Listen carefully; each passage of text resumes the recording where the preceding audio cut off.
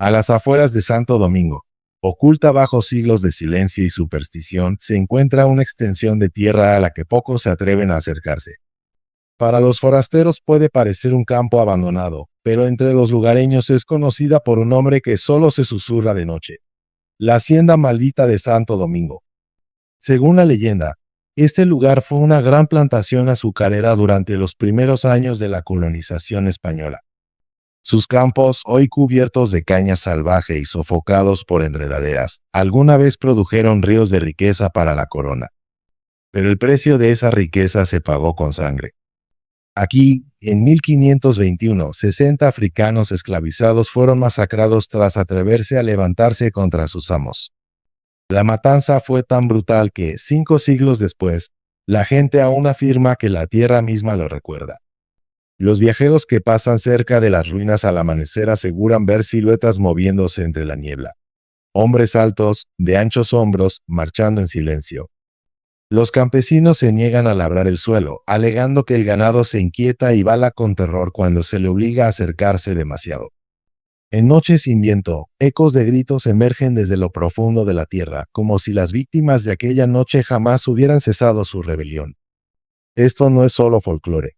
Archivos coloniales, suprimidos y enterrados durante mucho tiempo, confirman la existencia de una rebelión en el invierno de 1521, uno de los primeros y más feroces levantamientos contra el dominio español en el Nuevo Mundo. Los informes oficiales la describen como una perturbación causada por ciertos negros, pero la tradición oral cuenta otra historia. Los esclavos se alzaron en nombre de la libertad, decididos a terminar con su tormento. Fracasaron, pero sus muertes marcaron la tierra para siempre. La historia comienza décadas antes, cuando Santo Domingo era la joya de la corona española en América. Fundada la española, la ciudad servía de puerta de entrada para soldados, sacerdotes, comerciantes y africanos esclavizados, traídos para alimentar el insaciable hambre de mano de obra de la colonia. Entre las haciendas más ricas se encontraba una plantación que, según se decía, se extendía por miles de acres, gobernada por un encomendero de reputación despiadada. El nombre del dueño hace tiempo que se borró, pero su crueldad vive en la leyenda. Los esclavos vivían hacinados en barracones sofocantes, 20 personas amontonadas en cuartos diseñados para la mitad.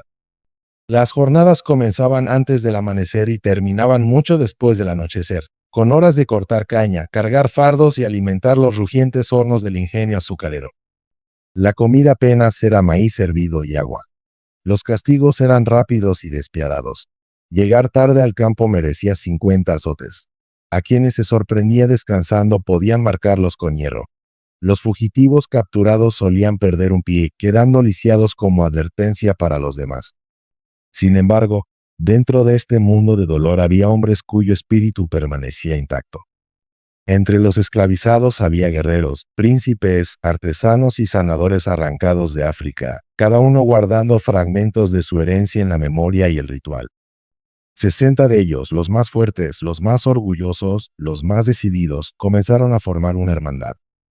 Pasaban las noches susurrando planes, compartiendo señales en las canciones de trabajo y forjando esperanza a partir de la desesperación.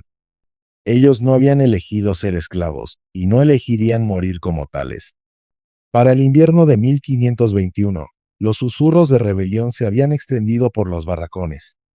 El plan era audaz: atacar la noche después de Navidad, cuando sus amos yacieran ebrios de celebración. El levantamiento comenzaría en la hacienda, pero no terminaría allí. Pensaban liberar a otros y reducir a cenizas el sistema de esclavitud. Durante semanas afilaron cuchillas improvisadas a partir de hierro desechado, ocultaron lanzas hechas de tallos de caña y memorizaron cada ruta de patrullaje de los capataces. Sus líderes eran 3 hombres cuyos nombres aún resuenan en la tradición oral. Uno era un guerrero de sangre noble, al que se decía príncipe antes de que las cadenas ataran sus muñecas. Otro, un herrero de destreza incomparable, que en secreto forjaba armas en las sombras del ingenio azucarero. El tercero era un sanador y guía espiritual, que les enseñaba que los espíritus de sus ancestros marchaban con ellos, invisibles pero siempre presentes. Para el 25 de diciembre su determinación era absoluta. Esa noche, mientras sus amos festejaban con vino importado y carnes asadas, Los 60 rebeldes se reunieron en la oscuridad de los barracones. Juraron en sus lenguas nativas, mezclaron sangre en un ritual secreto y se unieron a un mismo destino: libertad o muerte. Lo que no sabían era que la tierra que pisaban llevaría su juramento durante siglos. El levantamiento comenzó antes del amanecer, envuelto en densa niebla. Los rebeldes se movieron en silencio, envolviendo las cuchillas en tela para amortiguar el ruido. Primero envenenaron la comida y el agua destinadas a los capataces, usando conocimientos de hierbas y raíces transmitidos por generaciones. Luego asaltaron el arsenal, reduciendo al guardia y apoderándose de mosquetes, espadas y pólvora. A las 4 de la madrugada rodearon la casa solariega donde dormían el amo y su familia. Las puertas se astillaron, los gritos atravesaron la noche y por primera vez en las Américas, los esclavos respondieron con furia calculada. La rebelión había comenzado. Pero la historia nos dice que su triunfo fue efímero.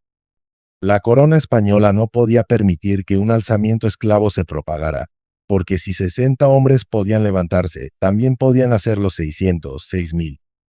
Lo que había nacido entre niebla y venganza terminaría en fuego y sangre. Y aún así, según la leyenda, los espíritus de los rebeldes se negaron a marcharse. Aunque sus cuerpos fueron quemados y arrojados a fosas sin nombre, su juramento que jamás descansarían hasta que la libertad fuera alcanzada, los ató a esta tierra. 500 años después, la gente aún habla de ellos. No llaman a este lugar por su nombre olvidado, sino por el que se susurra con miedo: la hacienda maldita. Y quienes pasan por su sombra aseguran que los 60 aún marchan, atrapados para siempre en su batalla inconclusa. La noche del 26 de diciembre de 1521 comenzó con una densa niebla que se posó baja sobre los campos de caña, sofocando la tierra en silencio. Para los rebeldes, era como si los cielos mismos ocultaran sus movimientos, velando el levantamiento que estaba a punto de estallar. A las 3:30 am inició la primera fase. Guiados por su sanador, el líder espiritual entre ellos, pequeños grupos se deslizaron en silencio hacia los pozos y almacenes de alimentos. En el agua mezclaron polvos molidos de plantas venenosas, una pócima no destinada a matar sino a debilitar. En sacos de harina de maíz, esparcieron raíces trituradas que retorcían los estómagos y drenaban la fuerza. Los rebeldes sabían que eran menos en número, cada ventaja contaba. En otro lugar, el herrero condujo a sus hombres escogidos hacia el arsenal. La fortuna los favoreció. Los guardias, ebrios por el banquete de la noche anterior, dormían profundamente.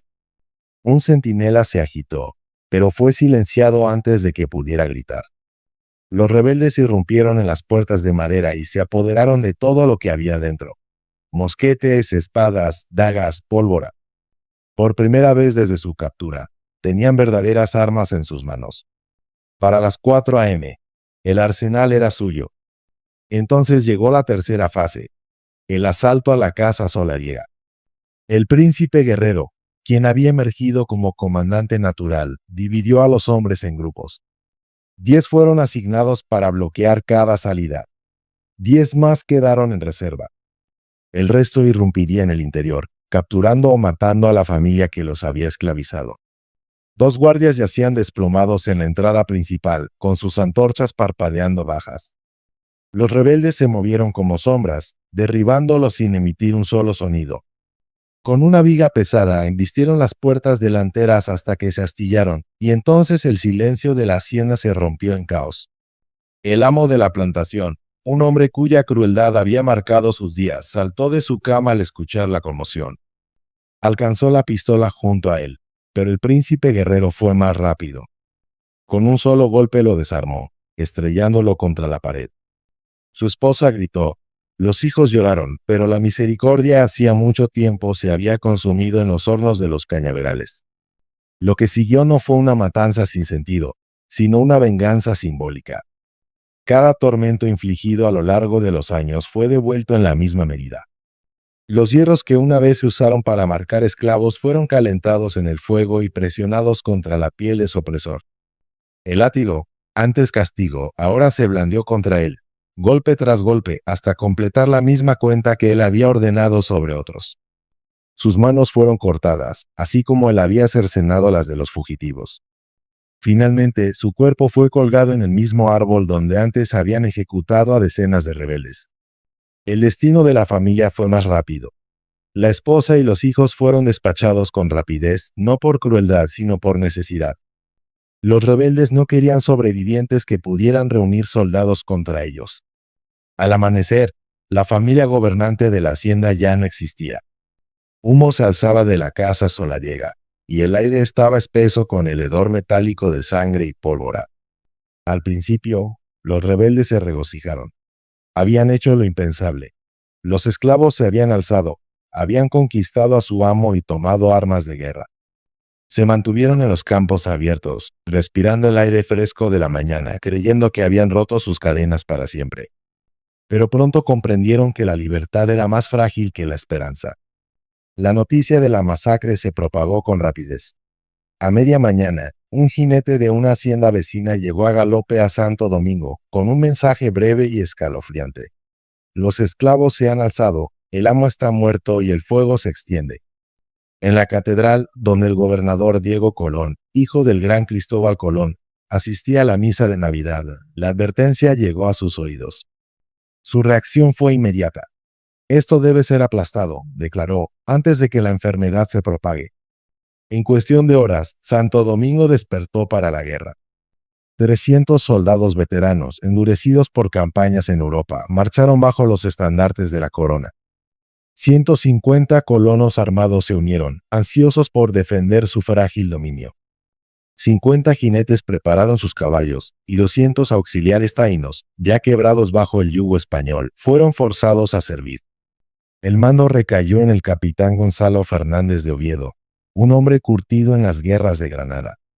Sabía del peligro, no de 60 hombres solos, sino de la idea que portaban. Si estos rebeldes tenían éxito, encenderían una llama en todo el Nuevo Mundo. Que no quede ninguno vivo, dijo a sus hombres.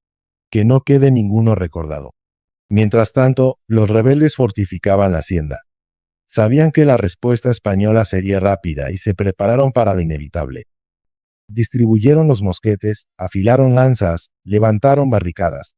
Convirtieron almacenes en reductos, carretas de caña en barricadas y la casa solariega en una fortaleza. El príncipe guerrero reunió a sus hermanos para un último consejo. Quizás no veamos el mañana, dijo, pero hoy somos hombres libres. Recuerden esto, nuestras muertes no son derrota. Si caemos, caemos como guerreros. Y la tierra misma llevará nuestros nombres. A las 2 p.m. del 27 de diciembre, las fuerzas españolas llegaron. El horizonte se oscureció con soldados, jinetes y humo de antorchas. Los rebeldes, 60 hombres contra un ejército, tomaron sus posiciones, cada músculo tenso, cada latido resonando como un tambor. El capitán no dio discurso de honor ni ofreció rendición. Su orden fue simple: quemen todo. Los soldados avanzaron en filas, rodeando la hacienda. Antorchas fueron lanzadas sobre techos de paja. Las llamas rugieron, devorando los barracones donde los rebeldes habían dormido. El humo ahogó el aire. Sonaron los primeros disparos, mosquetes tronando.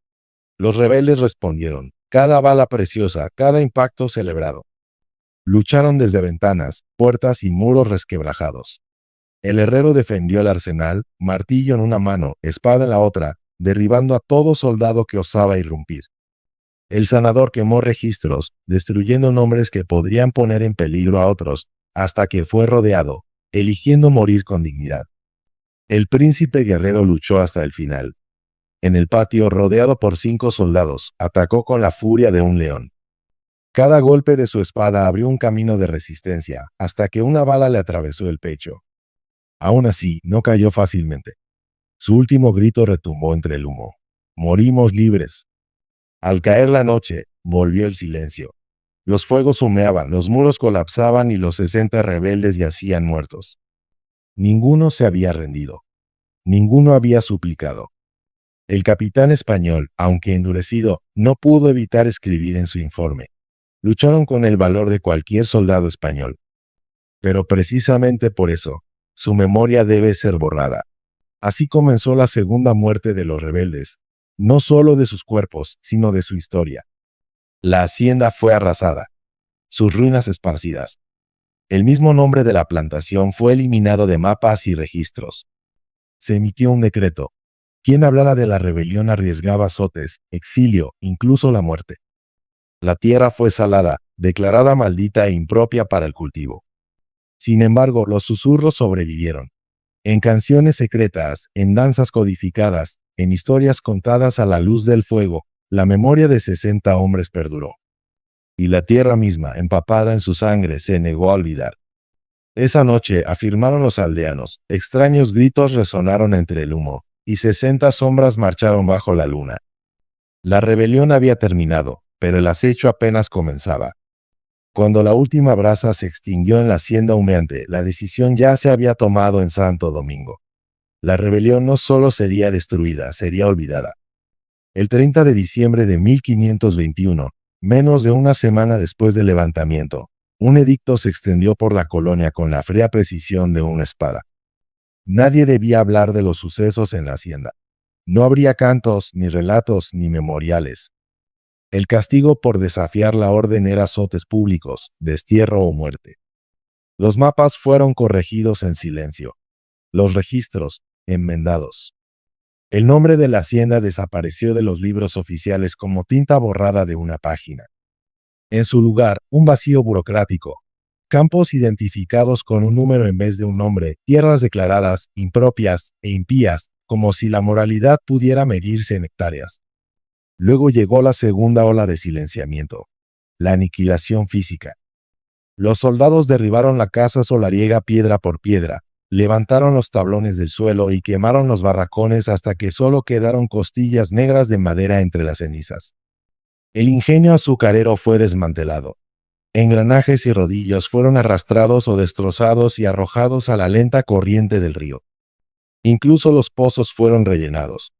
El terreno fue declarado maldito, maldito, y los hombres del gobernador esparcieron cal sobre una larga zanja en el patio, donde los cuerpos de los 60 fueron arrojados juntos, sin nombre y sin bendición. Sobre la fosa plantaron zarzales para que nadie pudiera convertirla en santuario. Creían que el olvido protegería a la colonia, que el olvido impediría a otros soñar. Pero la gente sueña incluso en silencio. En los barracones de otras haciendas, en cocinas y establos, en los callejones estrechos y sombríos de Santo Domingo, los susurros echaron raíces como enredaderas. Los capataces y magistrados podían prohibir las palabras. No podían prohibir la memoria. Así que la memoria cambió de ropaje. Dejó de vestir nombres y fechas y empezó a moverse en ritmo y gesto. Las canciones de trabajo añadieron un golpe extra, un pulso que significaba cuidado. Un canto de cosecha escondió una frase que quería decir, seguimos siendo 60. En Noches sin luna, los tambores hablaron en sílabas codificadas demasiado antiguas para ser descifradas por oídos españoles. Un juego de palmas infantil imitaba el paso marcial de los guerreros. Una nana susurraba sobre hermanos que cruzan los campos antes de que cante el gallo. Y mientras la memoria se adaptaba, la tierra también lo hacía. Las primeras historias fueron pequeñas, casi disculpas. Un pastor juró haber visto una fila de hombres de pie en la caña justo antes del amanecer. Un obrero del ingenio afirmó haber hallado huellas quemadas en un suelo que no había visto fuego en semanas. Alguien dijo que los animales rehusaban pastar en las ruinas. Otro murmuró que las contraventanas golpeaban allí incluso cuando no había viento. La gente reía nerviosa, se persignaba y se iba a casa antes del anochecer. Pero un invierno, años después, un comerciante que viajaba en carreta juró a un fraile haber presenciado algo que no podía archivar como superstición. Describió 60 figuras en ropas desgarradas caminando en formación silenciosa hacia el centro de la hacienda abandonada. Sin voces, sin armas visibles.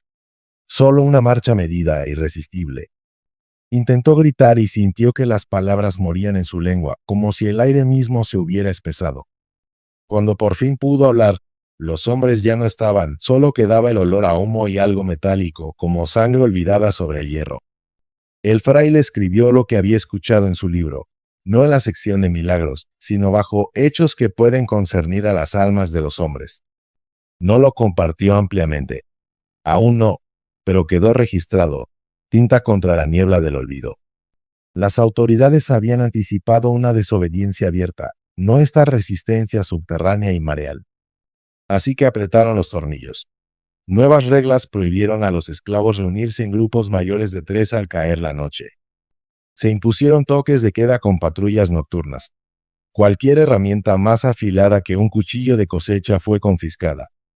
Reclutaron espías entre los esclavos. A unos pocos les prometieron migajas de privilegio a cambio de informar sobre murmullos, cantos o reuniones. La desconfianza se convirtió en un instrumento de control tan eficaz como el mosquete o el látigo. Y aún así, la historia caminaba. Caminaba en la persona de una anciana que viajaba bajo una docena de nombres, pero que entre los esclavos se conocía como tía Ritos, la tía de los ritos. Había trabajado como curandera cerca de la hacienda en ruinas y escapado antes del asedio, desapareciendo en el monte. Años después, comenzó a aparecer de noche en diferentes plantaciones, llevando un pequeño sonajero de calabaza y una bolsa de hierbas. No pedía dinero, solo un lugar tranquilo, un círculo de oyentes y una vela que se apagaría en el momento preciso. Contaba la historia de principio a fin, no como sermón, sino como pacto. En su relato, los 60 no eran mártires que simplemente murieron. Eran guerreros que hicieron un juramento con la tierra.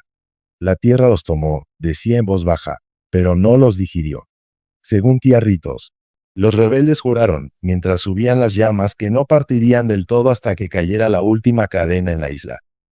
No buscaban venganza, enseñaba, sino conclusión, acabar una obra que había quedado inconclusa. Ellos marchan, susurraba, golpeando su sonajero con un ritmo constante, cuando la dignidad está amenazada, y luego enseñaba una canción con palabras aparentemente inocentes y un compás que cualquiera podía seguir con los pies mientras sus manos trabajaban en el molino. Los niños aprendieron las canciones primero. Los niños siempre lo hacen. Aplaudían, pisaban fuerte y practicaban los patrones de tambor en barriles y paredes hasta que sus padres los hacían callar, mirando de pronto a la puerta, temerosos de que alguien hubiera escuchado. Los años se desenrollaron en décadas. Los zarzales sobre la fosa común se engrosaron en una maraña impenetrable. El camino que una vez transportó carretas se convirtió en una vena de tierra desnuda que nadie pisaba después del atardecer. La ruina recibió un nuevo nombre entre la gente: la maldita. Ya no era un lugar, era una presencia. Las estaciones cambiaban, gobernadores iban y venían, los edictos se endurecían y suavizaban como mareas. Y aún así, el registro de rarezas crecía. Hombres afirmaban haber escuchado un tambor cuando ninguna mano lo tocaba. Mujeres decían que sentían el aire enfriarse en la hora en que la noche debía calentar hacia el alba. Un cazador juró que siguió a un ciervo en la caña y terminó al borde del patio en ruinas, donde 60 siluetas lo enfrentaron como un muro vivo. Corrió y no se detuvo hasta que el sol estuvo alto sobre las palmas. A veces los informes no venían de los esclavos, sino de quienes los gobernaban. Un magistrado despertó a las 3:30 una madrugada de diciembre y vio, a través de sus contraventanas, una procesión cruzando su patio, hombres en harapos, marchando con un orgullo que no pudo sostener con la mirada. Un sacerdote visitante, escéptico de toda superstición campesina, pasó una noche en oración en la ruina para probar que su feligresía estaba equivocada. Al amanecer partió sin una palabra y nunca volvió a mencionar el asunto. Los más metódicos entre el clero comenzaron a notar patrones. Las apariciones se concentraban en fechas. Las noches oscuras después de Navidad, los días en que había rugido la batalla, la semana en que se había emitido el decreto. La hora también se repetía como una campana. Entre las 3 y las 5 de la mañana, la franja más fría de la noche, cuando el aliento cuelga como incienso y los gallos planean su primer canto. El rumor se endureció en costumbre. En las aldeas cercanas, la gente evitaba pasar por la ruina en esas fechas a menos que llevaran ofrendas, velas, flores silvestres, el pan sencillo de los pobres. Algunos dejaban cuentas o figuras talladas en piedra. Unos pocos escribían cartas en pedazos de papel, las doblaban bien y las enterraban cerca del seto de espinas, como si la tierra pudiera leer. De vez en cuando, funcionarios coloniales allanaban el área, arrancando ofrendas y castigando a los sospechosos de cuidar el sitio. Cuanto más castigaban, más se multiplicaban las ofrendas, dejadas a horas extrañas por manos invisibles. Había comenzado una guerra silenciosa de memoria. un imperio que insistía en que allí no había ocurrido nada, y un pueblo que regresaba una y otra vez para decir que sí había ocurrido. Tía Ritos envejeció, pero la historia no. Otros viajaron en su lugar. Jóvenes que habían aprendido los patrones del tambor en la infancia. Mujeres que entretejían canciones en los ritmos del lavado y la siembra hasta que todos las sabían sin saber cómo las habían aprendido. Una frase se deslizó en el lenguaje de los campos. Los 60 están caminando. Podía significar un cambio de clima, un rumor de revuelta en otro distrito, el valor repentino que alguien sentía cuando un látigo se alzaba sobre la espalda de un amigo. Podía significar, mantente firme. No estás solo. A fines del siglo XVI, la leyenda había escapado de los barracones y cocinas y comenzaba a inquietar las mentes de quienes se consideraban educados. Un fraile copió el testimonio de un viajero en su crónica. La esposa de un hacendado escribió a un primo en Sevilla sobre una procesión extraña de sombras que cruzó la caña como en desfile militar. Un gobernador se quejó en privado de que los jornaleros trabajaban más tranquilos después de estas necias apariciones, como si se sintieran acompañados por presencias invisibles. El imperio había querido desterrar la memoria. Solo había enseñado a la memoria a esconderse a plena vista. Y la tierra, terca y paciente, mantenía su calendario. Cada año, mientras se apagaban las fiestas de diciembre y las noches se volvían más hondas, el aire en la ruina se volvía expectante. Los perros evitaban el lugar. Los jinetes tomaban el camino largo. Y en algún lugar cercano, un sonajero viejo susurraba al compás de 60 pasos invisibles. La colonia se transformaría una y otra vez en los siglos siguientes. Guerras, hambres, tratados, nuevos amos superpuestos sobre los viejos, pero la leyenda no se desvaneció. Se acumuló. Lo que comenzó como advertencia se convirtió en promesa, que la dignidad, una vez reclamada, no muere fácilmente, que ciertos juramentos atan más allá de la vida. Pronto, la isla misma se convulsionaría bajo fuerzas más grandes que cualquier hacienda. Las revoluciones estallarían al oeste, la abolición pasaría de oración a política, y los viejos papeles imperiales se volverían quebradizos. En esa agitación, los 60 serían vistos no solo como fantasmas, sino como precursores. Y cuando por fin soplaran los vientos del cambio, la gente diría, con un escalofrío que sabía esperanza: están caminando de nuevo. El siglo XVI trajo expansión, comercio y oleadas interminables de nuevos colonos a la española. Las plantaciones se extendieron como incendio voraz, devorando bosques y valles, y el número de africanos esclavizados se multiplicó por 10. Para entonces, la hacienda original donde cayeron los 60 no era más que ruinas chamuscadas cubiertas de enredaderas.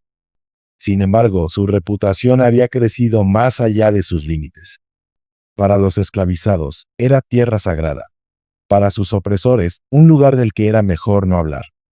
Incluso capataces curtidos dudaban en pasar demasiado cerca de noche, porque los rumores viajaban más rápido que la ley. El auge de las comunidades cimarronas. Los esclavos fugitivos, conocidos como cimarrones, llevaron la historia de los 60 consigo a las montañas. Allí, entre cuevas y ríos ocultos en la selva densa, formaron asentamientos libres. Cuando los líderes buscaban animar a los temerosos, invocaban a los rebeldes de Santo Domingo. 60 hermanos siguen caminando, decían alrededor del fuego. 60 sombras que lucharon con las manos desnudas y hojas rotas. Nos vigilan, nos guardan, exigen que continuemos lo que ellos comenzaron. Algunos grupos incluso hacían peregrinaciones a las ruinas. En noches sin luna, se reunían en silencio y depositaban ofrendas junto al seto de espinas que cubría la fosa común. Maíz seco, vino de palma, cuentas talladas en hueso. Las ofrendas no eran para fantasmas encadenados, sino para guerreros, guardianes cuya lucha no había terminado. Tropas españolas emboscaban ocasionalmente estas reuniones. Pero cuanto más intentaba el imperio erradicar la costumbre, más hondo se filtraba en el canto, la oración y la leyenda. Apariciones en la era de la rebelión. Para el siglo XX, cuando estallaban revueltas por todo el Caribe, los reportes sobre los 60 se multiplicaron. Los testigos describían no solo figuras marchando, sino personalidades distintas entre ellas. Un hombre alto, de porte regio, que parecía liderar. Una figura de anchos hombros cerca de las ruinas de la herrería. y otro más joven que hacía gestos como si marcara señales con tambores invisibles. El patrón era siempre el mismo. 60 en formación, silenciosos pero resueltos, apareciendo en las últimas horas de la noche, especialmente en el aniversario del levantamiento. Durante este periodo, líderes cimarrones empezaron a usar las apariciones como prueba de que fuerzas divinas o ancestrales apoyaban su causa. Un famoso líder, Macandal, célebre por sus audaces incursiones y fugas, visitaba, según se decía, la hacienda maldita antes de acciones importantes. Allí, bajo la mirada de sus seguidores, invocaba a los 60 como aliados. Vuestra sangre corre en la nuestra. Se recuerda que decía, vuestra lucha continúa en la nuestra. Guardad nuestros pasos, 60 hermanos, y no flaquearemos. Funcionarios coloniales anotaron en diarios privados que el miedo a la leyenda minaba el control. Los esclavos susurraban que los 60 aparecían antes de los brotes de rebelión, como si su marcha no fuera aleatoria, sino profética. La Revolución Haitiana. Cuando en 1791 estalló la Revolución Haitiana en la mitad occidental de la isla, la leyenda volvió a cobrar fuerza. Las comunidades esclavizadas del lado español de la Española creyeron que los 60 se alzaban de nuevo, guiando el curso de la historia. Circulaban relatos de grupos enteros de fugitivos que afirmaban haber sido conducidos a salvo a través de las líneas de patrulla hasta territorio haitiano, donde se unieron a los ejércitos de Toussaint Louverture. Un hombre, más tarde oficial en las filas haitianas, juró que figuras silenciosas le habían señalado manantiales escondidos y lugares seguros para descansar. Nunca hablaron, testificó, pero los entendí como si sus palabras estuvieran talladas en el aire. Para las autoridades españolas, aquello era más que folclore. Era un contagio. Se duplicaron patrullas, se endurecieron los toques de queda. Sin embargo, nada detuvo la circulación de historias de que los 60 marchaban junto a los revolucionarios invisibles pero palpables. Después de la abolición, en 1804, cuando Haití declaró su independencia y abolió la esclavitud, muchos esperaban que las apariciones desaparecieran. Ocurrió lo contrario. Cambiaron de carácter. Los testigos describían a los 60 no como almas inquietas o airadas, sino vigilantes. Campesinos aseguraban que los espíritus les advertían de tormentas. Familias contaban que fueron guiadas a casa cuando se perdían de noche. Algunos creían que los 60 protegían a los descendientes de esclavos del daño. En esta nueva era, los 60 ya no eran mártires atados a asuntos inconclusos. Se habían convertido en guardianes, un puente entre vivos y muertos, recordándole al pueblo que la libertad se había ganado, pero la dignidad debía defenderse. Entrada en la era moderna. El siglo X dio paso al alegre, y la superstición cedió, o eso parecía, ante la modernidad. Los trenes sustituyeron a las mulas, la electricidad iluminó las ciudades y las universidades formaron médicos y abogados que se burlaban de los cuentos populares. Aún así, la hacienda maldita se negó a desvanecerse de la memoria. En 1923, un médico formado en París abrió una clínica rural cerca de las ruinas.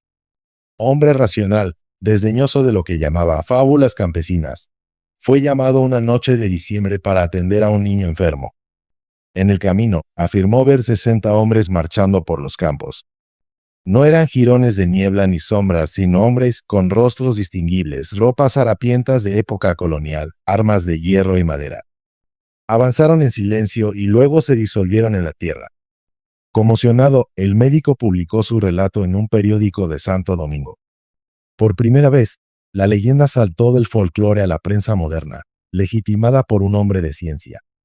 Poco después, arqueólogos extranjeros realizaron excavaciones en el lugar. Bajo el seto de espinas, desenterraron una fosa de huesos. 60 individuos, arrojados sin cuidado, con esqueletos marcados por heridas de arma blanca y de fuego. A su lado, ofrendas depositadas a lo largo de siglos. Cuentas, flores, notas manuscritas en criollo haitiano, monedas de distintas épocas.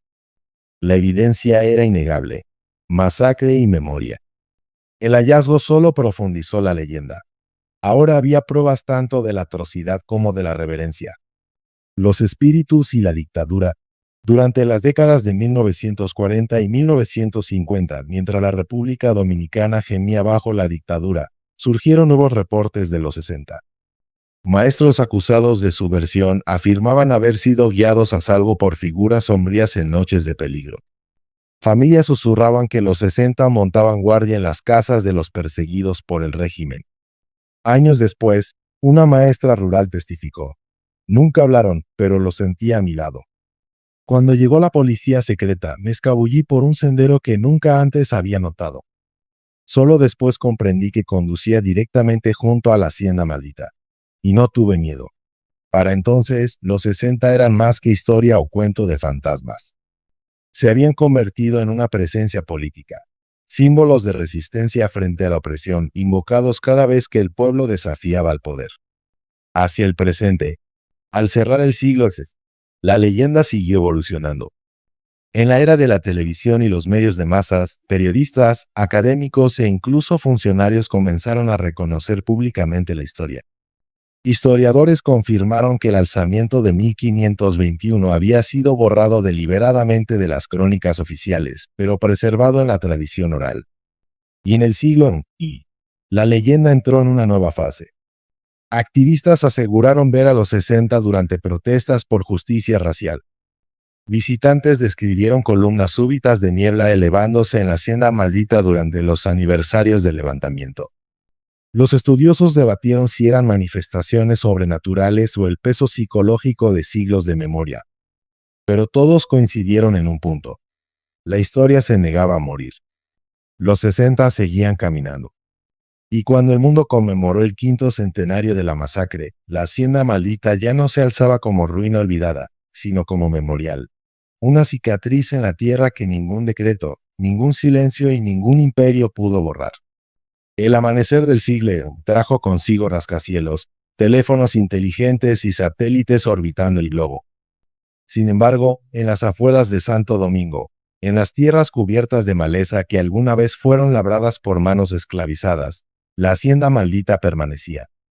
Las piedras de sus cimientos, agrietadas y cubiertas de musgo, susurraban 500 años de silencio y lucha. Para los transeúntes, no era más que otra ruina. Pero para quienes conocían su historia, era un suelo sagrado.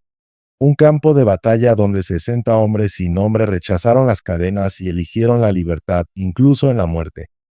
Redescubrimiento y reconocimiento. Durante siglos, la rebelión de 1521 permaneció oculta en las sombras de la historia, deliberadamente omitida de las crónicas oficiales. Pero en 1961, tras la caída de la dictadura de Trujillo, el velo de silencio comenzó a levantarse.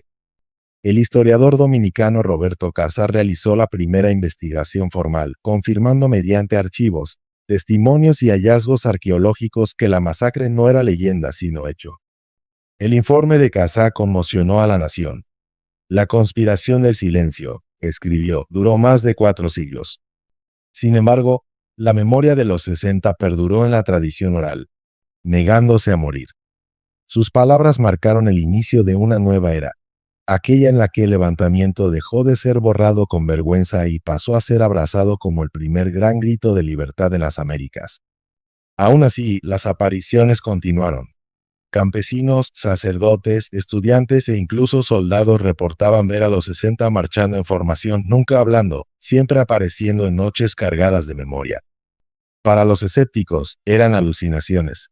Para los creyentes, eran guardianes recordando a los vivos que la libertad debe defenderse en cada época. El 500 aniversario.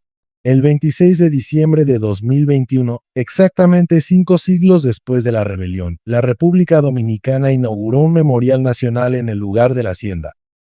Una amplia plaza de piedra fue construida donde yacía la fosa común, rodeada por 60 altas columnas que representaban a cada rebelde caído. En el centro, ardía una llama en su honor. El presidente Luis Abinader, de pie ante miles de asistentes, declaró: "Hoy honramos a 60 hombres cuyo sacrificio encendió la lucha eterna por la dignidad en este continente. Su rebelión fue el primer grito de libertad en las Américas. Su espíritu vive en nuestra búsqueda de justicia". El momento fue solemne e histórico. Pero justo antes del amanecer, mientras los funcionarios se disponían a partir, el aire se espesó. Cámaras y testigos presenciales captaron lo que las palabras apenas podían contener. 60 columnas de vapor surgiendo de la tierra, luminosas bajo la luz de la mañana, ascendiendo en formación silenciosa. A las 3:30 am, la misma hora en que comenzó el levantamiento original, las figuras brillaron y luego se disolvieron en el cielo. No fue simplemente una leyenda repetida. Fue un fenómeno presenciado por periodistas, políticos y ciudadanos comunes por igual. El memorial había sido inaugurado no solo por manos humanas, sino aparentemente por los mismos espíritus. Guardianes de la memoria. Desde ese día, los 60 se convirtieron en algo más que historia. Pasaron a ser un símbolo nacional. Los escolares recitaban su historia. Los activistas invocaban sus nombres en protestas. Músicos componían canciones, pintores llenaban lienzos, cineastas montaban recreaciones. Los 60 no estaban atados al siglo y caminaban en el presente. Los reportes continuaron en la década de 2020. Activistas afirmaban verlos durante marchas contra la injusticia racial, su silenciosa marcha entrelazándose con cánticos y pancartas. En 2020, durante el auge de las protestas de Black Lives Matter, manifestantes dominicanos juraron haber visto a los 60 marchando junto a ellos en las calles de Santo Domingo. Vinieron a bendecirnos, dijo Rosa Mejía, presidenta de la Asociación de Mujeres Afrodominicanas. Vinieron a recordarnos que la lucha por la dignidad es eterna. Otros hablaron de encuentros lejos de las protestas. Un trabajador nocturno describió 60 siluetas guiándolo a casa durante un apagón. Una joven, perdida en el campo, relató que fue conducida de vuelta a salvo por figuras que desaparecieron al llegar a la carretera principal. Siempre 60. Siempre juntos. Eruditos y escépticos. Los académicos debatieron sin cesar. Investigadores paranormales publicaron estudios documentando más de 200 apariciones desde el año 2000. Psicólogos argumentaron que eran proyecciones colectivas, la mente humana dando forma a una historia demasiado pesada para olvidar. Historiadores insistieron en que, caminaran los espíritus o no, el poder del relato era innegable. El doctor Miguel Ángel Cerón, de la Universidad Autónoma de Santo Domingo, lo resumió de la mejor manera. Ya los interpretemos como seres sobrenaturales, arquetipos de la memoria colectiva o símbolos de resistencia. Los 60 rebeldes encarnan una verdad que ningún imperio pudo borrar. La injusticia nunca se olvida, y quienes luchan por la libertad nunca mueren de verdad. Lecciones para los vivos. De pie en el memorial hoy, no se puede evitar sentir el peso de los siglos. El viento parece cargado. La tierra misma parece inquieta. Los visitantes dejan flores, banderas, incluso notas manuscritas en frascos. Algunos lloran. Otros cierran los ojos, escuchando pasos en el silencio. Los 60 recuerdan a cada generación que la libertad no es simplemente la ausencia de cadenas. Es la presencia de dignidad, de justicia, de voces sin miedo a hablar. Recuerdan que el silencio ante la opresión es complicidad y que el coraje, incluso cuando es aplastado en sangre, deja una huella que resuena a través de los siglos. Recuerdan que una rebelión que duró solo una noche se convirtió en una revolución de 5 siglos. La marcha eterna. Hoy, cuando una persona alza su voz contra la injusticia, los 60 marchan. Cuando una comunidad resiste a la explotación, los 60 marchan. Cuando los desposeídos se niegan a inclinarse, los 60 marchan. Mamadou de Senegal, Nossi del Congo, Kofi de Guinea y sus 57 compañeros siguen vivos. Sus cuerpos descansan en la tierra, pero su presencia desafía al tiempo. Durante 500 años han caminado los campos de Santo Domingo, apareciendo a quienes más necesitan valor. Su marcha no terminará hasta que ningún ser humano viva en esclavitud, ni física, ni mental, ni espiritual. Y así, cuando el viento sopla sobre la vieja hacienda y las sombras se mueven como soldados en la tierra, recuerda esto. La libertad no se regala. Se toma, se defiende y se transmite como herencia sagrada. Los 60 aún caminan. Y mientras perdure la injusticia, nunca se detendrán.